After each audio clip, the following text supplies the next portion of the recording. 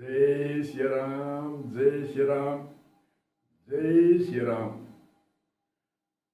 पिछले सूत्र में भारतीय संस्कृति, संस्कार, सभ्यता व धर्म मर्यादा लुप्त हो रही है। आज जो प्रचार प्रसारण हो रहा है धर्म गुरुओं का, चाहे बुजुर्गों का, उनसे बालिक बालिकाओं को, नौजवानों को भारतीय संस्कृति, संस्कार और सभ्यता और धर्म की मर्यादा व कुरीतियां की टच से मस नहीं होती है।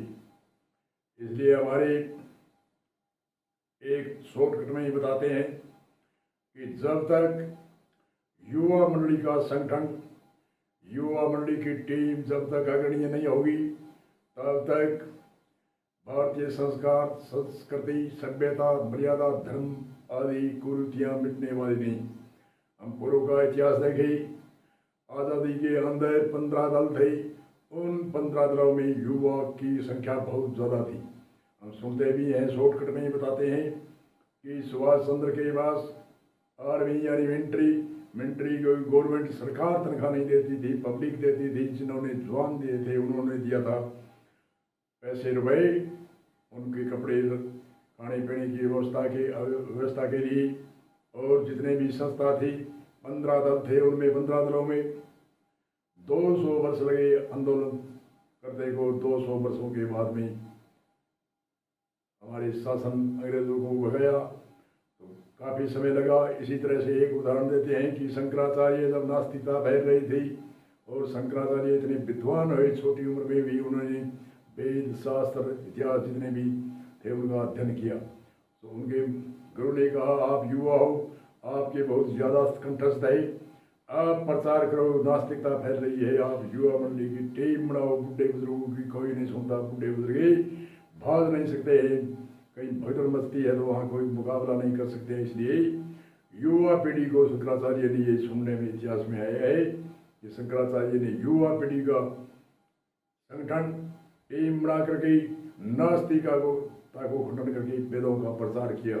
आज उनकी परंपरा में 10 नामी जो शिष्य है, गिरिपुरी, भारती आदि, इनका प्रचार प्रसारण अभी भी चालू है।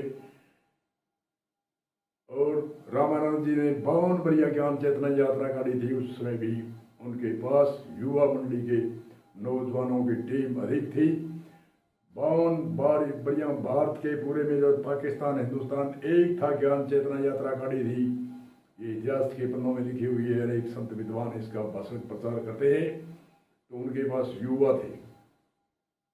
और कोई भी देखो, कोई भी संगठन, चाहे शंकराचार्य के देखो, चाहे स्वामी दयानंद ने टीम बनाई थी, विवेकानंद ने टीम युवाओं की बनाई थी। युवा जब तक युवा वर्ग अग्रणीय नहीं होगी टीम और इनका संगठन होकर के आगे प्रचार में नहीं आएंगे, बुढ़े बुजुर्ग तो माची में बैठे हैं, उनकी कौन सुनता है। उनका शरीर भी उत्तर दे रहा है तो उनकी वाणी में इतना दम नहीं है, ऊपर से करते हैं। चलो बूढ़ा आदमी कहता है, साठे मुद्दी नाठी होगी, बोलता रहता है, क्या कहता है हमारी समझ में नहीं आती, बार बार क्या कहता है ये।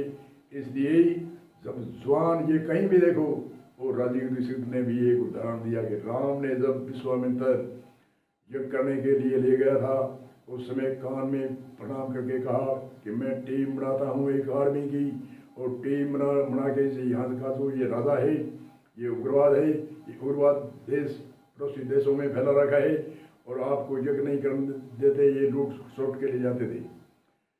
उस राजधानी का यही शासन था, उग्रवाद पैदा करना और इधर उधर से लूट के जाना। और कुछ उस राजा को कमीशन मिलता था, वह पर पाता था।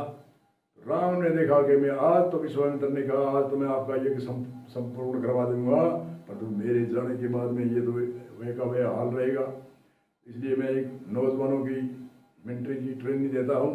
पहले उसको नहीं बताता, बाद में जब पूरी मिलिट्री तैयार होगी तब उनको लड़कानेंगे राजा को। तो आशीर्वाद दिया विश्वामित्र ने, राम ने वही किया।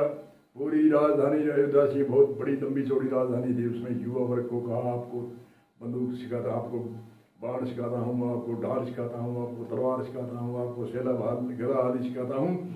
ऐसे टीम बनाता गया तो पूरी टीम हो गई, पूरी मिलिट्री बन गई। तब उस राजा को नकारा और उग्रवादियों को मिट्टी में मिला दिया।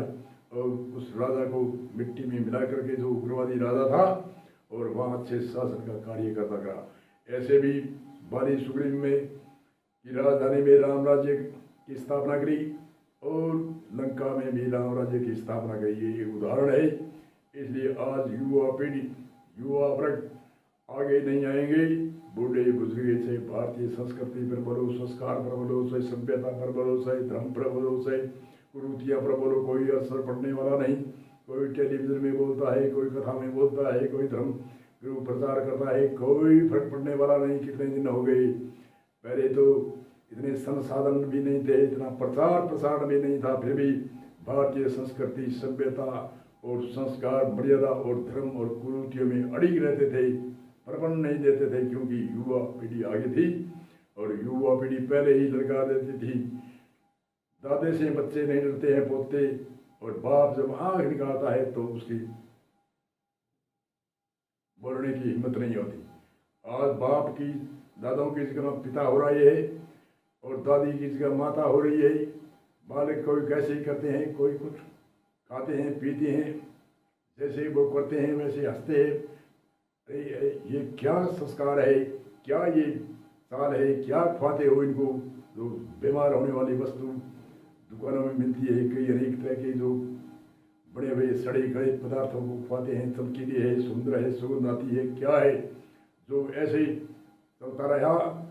आज से कई साल बाद में कोई बूढ़ी जवान बिना बीमार, ये कोई बच्चित नहीं रहा, जन्मते को ही हॉस्पिटल की तरफ भागना पड़ेगा। गवर्नमेंट सरकार दवाई फ्री देती है, तो क्या फ्री देने से कोई बीमार होना हमारे कोई लिखा है? क्यों बीमार होते हो, क्यों दवाई फ्री की जाते हो? बीमार हो ही ना। ऐसी भावना, ऐसी शरीर की दिनचर्या बदलो, तो ये दिनचर्या और संस्कृति, संस्कार, सभ्यता, धर्म और मर्यादा और कुरीति और ये खान पीन पान का बदलाव या पहनाव का बदलाव, ये भारतीय संस्कृति अपनानी युवाओं की है। युवा जब तक संगठन नहीं करेंगे, एकीकरण नहीं होंगे, तब ये मिटने वाली नहीं है। मैं आज डंके की चोट पर कहता हूँ, ये मैंने शोध ऐसे के लिए कई इतिहासों की बुजुर्गी तो एक प्रेरणा दे सकते हैं, परंतु उससे डिमांड खड़ी नहीं होती है। डिमांड तो युवा करते हैं, नौजवान करते हैं, संगठन करते हैं, टीम बना सकते हैं, भाग सकते हैं, दौड़ सकते हैं, संघर्ष कर सकते हैं। बूढ़े आदमी क्या कर सकते हैं? बूढ़े तो बता सकते हैं कुछ घटना हुई या ऐसी होने वाली है, क्या बताएंगे? और हमने बूढ़ों के भरोसे पड़े हैं, फिर भी कई बूढ़े